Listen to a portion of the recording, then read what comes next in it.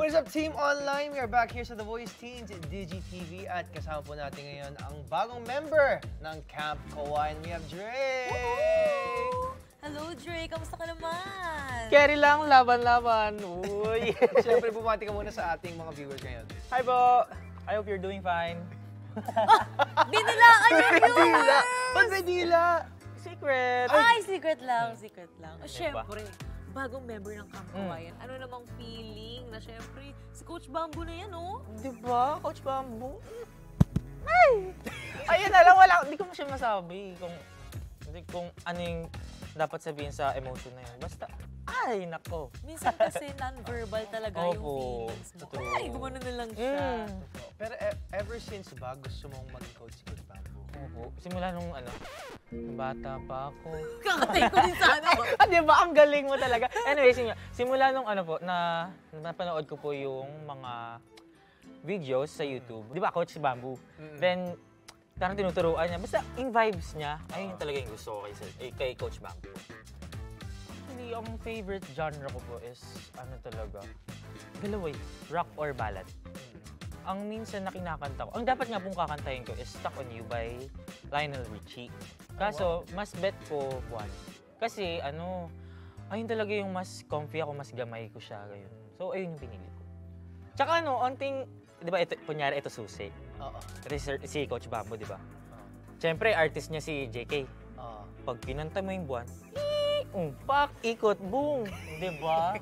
Ang galing. Ganun pala. True. May tactic pala siya, Yes. no? Perfect.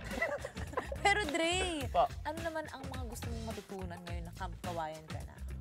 Actually, ang dami. Kasi, kung ano po yung ma-offer po sa akin ni Coach Bamboo, ang sobrang laking tulong yun sa akin, ate. Lalo na pag let's say for example, next round, ay, Diyos ko. Di mo talaga may masasabi yung emotion mo.